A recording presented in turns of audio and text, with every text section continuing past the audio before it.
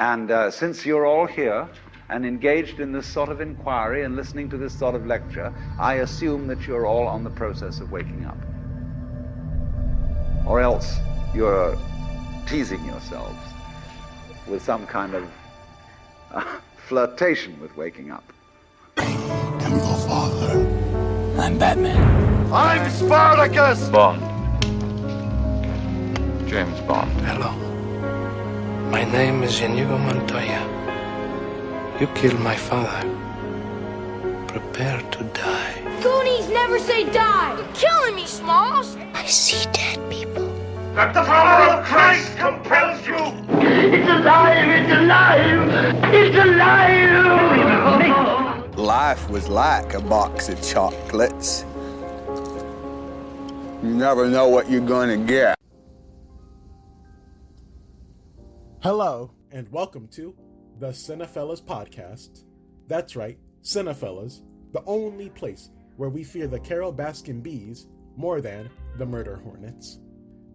For the Cinephellas, I'm Nile Fortner, and on this episode of the Cinephellas Podcast, we have British action elite icon Craig Fairbrass.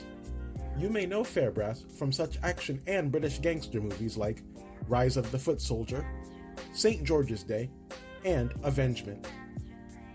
Fairbrass finds himself in a leading role in a new crime movie called Villain, a film about Eddie Franks being released out of prison after 10 years. Franks tries to stay straight and narrow, but his drug mule brother Sean has some other ideas for them. But before I go any further, let us have a little listen to some of the trailer.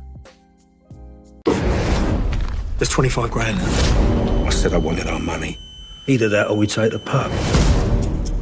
They want the pub. Everything me and you have worked for, all the graft we've put in, it's all out the window. Gone. Someone come here. Now, I don't care who it is. We'll go to work and we'll get it back. Are you in trouble? I had no choice. It had to be done. Let's not playing games, eh? I am far too shrewd to let a couple of bully boys like you have me over. Please don't do this to me!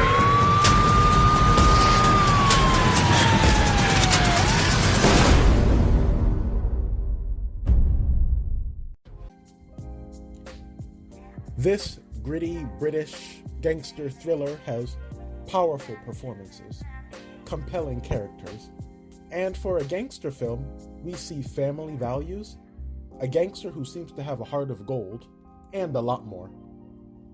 In this interview episode for the Cinephellas Podcast, Fairbrass shares with us how he got into the action and gangster movie drama, his voice work on video games like Call of Duty, what made him want to work with Saban Films, and a first-time director on Villain, and more. So, if that sounds interesting to you, then let's get into it. What? Say what again? Say what again? I dare you. I double dare you, motherfucker.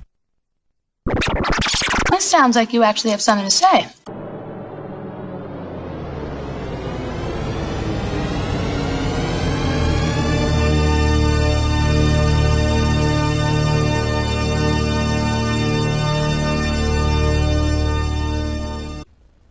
Hi, I'm here. Hi, Niall. Hi Craig, how are you? I'm good, Niall. How you doing, mate? I'm doing well, thank you for asking. I'm actually glad I got to speak with you because I know you from movies like Rise of the Foot Soldiers. You're very, very special because not a lot of people in America know those films. No, I know it. And you're pretty much on top of like the food chain when it comes to action and gangster films. So I always wanted to know, how did you get into this genre, and was working in this genre something in your, I guess, prolonged career plan? You know what? It's a good question. No, it wasn't. It was just, I just sort of, my first ever role, I did a film here in England called For Queen and Country. It was a film they brought Denzel Washington over. And I played the young, sort of racist detective opposite him in London. And I was about 26, 27. And then I think because of my physicality, being 6'3" and a certain type, I sort of fitted into that mould. And as I got older, I just tended to play more of those characters. Mm-hmm. Then I did a little bit in Cliffhanger. But as I've got older, I seem to be playing more of them. Can you hear me okay? Yeah, I can hear you, yeah. Oh, you okay? All right, a little bit of feedback. So. Yeah, but in my latter years, definitely now, the last 15 years, I think it seems to be, I've sort of entered a niche where I'm sort of the go-to guy here for those British independent sort of gangster London independent films. I've been offered a lot of them. I've turned a lot down, and I've sort of done the best. I think the best of the bunch there was. You know, from St George's Day to Rise of the Foot Soldier to Rise of the Foot Soldier 3 to London Heist, The Breakdown. Yeah, there's loads of them. Oh yeah. Let's track. Sorry, go on. Yeah, but even though you played like these thug-like characters, are there any other roles or genres you'd be interested in doing that you haven't had the chance to do yet? I mean, obviously, I don't think I'm ever going to do a romantic comedy. I'm not being funny. I just don't think I'm ever going to get cast in that. But I just done an art house film, quite an art black and white movie called Muscle. Comes out in June, which is a really interesting character. But I seem to be getting more. I'm getting more and more stuff. There's a mixture of gear that I'm now playing, and I think villain. You can play these roles, but I think every now and again, if you're lucky enough to get an opportunity where you can actually show that you can act, it's like villain. There's quite a range of emotions in that film. It's not just a big tough geezer beating everyone up, if you know what I'm trying to say.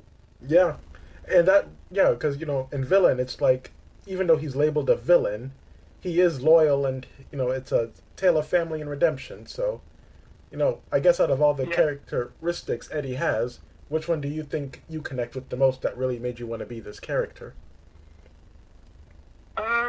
I actually like his sensitivity. Oh. That is what you got to laugh when I say that to you. But I love any, every sort of character I play. I'm always trying to look for that weakness, that little bit of an edge. Just something in there. Obviously, the character I play in the Foot Soldier film, the guy's like a fucking Terminator, so it's a bit different. Mm-hmm. There's no redeeming features there at all. But with Jack Cregan in London Heist, with Alfie Jennings in Breakdown, and Eddie in Villain, there's some redeeming qualities in there. Oh yeah. And how did you originally get attached to this type of project? I worked with the producer on a film, a virus pandemic zombie movie, which is sort of very apt for these times. 10 years ago, called Devil's Playground, and he just came to me with a script and said, "Listen, and that's what I think is excellent." It reminded me of the history of violence and shame. The Alan Ladd Western. I just felt, he's a man who was a certain type of guy that wanted to come out of prison and wanted to do the best he could possibly do, and then gets dragged back into that world and becomes a victim of circumstance. Mm-hmm.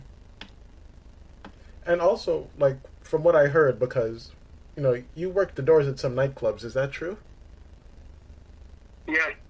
Okay. Yeah, quite a few in my younger days. All right, so did you experience anything similar during, I guess, that time? That is anything similar? Oh, obviously. Yeah, of course, yeah.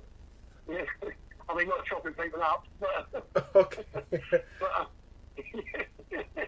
but no, obviously, you're just gonna cut off if you're doing that. Doing that job. Yeah, like that's good because it makes it feel more authentic then. Yeah, I mean, always try. My style of acting is very naturalistic. I try to make it believable and authentic and real.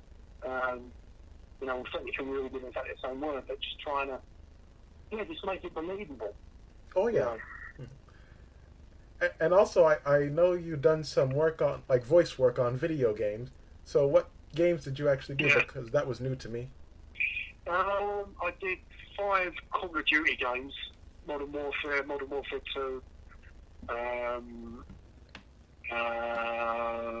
Warfare 3, Infinity Warfare. I did Battlefield 5, the last big Battlefield game, the motion capture game, and the new game coming out called Star Citizen, with Gary Oldman. Okay, Mark Hamill. Yeah, I didn't know that, actually. That was new to me, too. Yeah. And one thing... I was Ghost in Modern Warfare 2. Oh, yeah, I know those ones. Yeah. And one thing I don't see enough people mentioning is your scene partner, George Russo. So the two of you have really great chemistry, so I was wondering, what makes a good scene partner, and do you see yourself working with him again?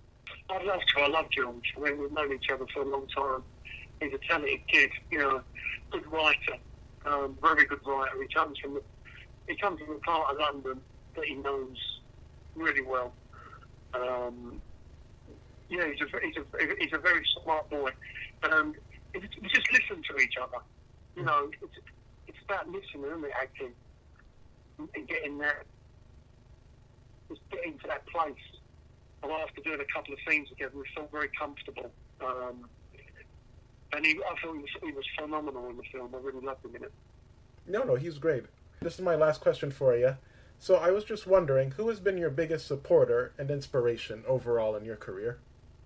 I don't know. Biggest supporter and biggest inspiration. I'm obsessed with films. I can't actually pinpoint one actor. I suppose my dad was my biggest inspiration of making me chase my dreams and fulfilling it, and my wife, and just people around you. It ain't an easy business, And I'm not at the top and I'm not at the bottom.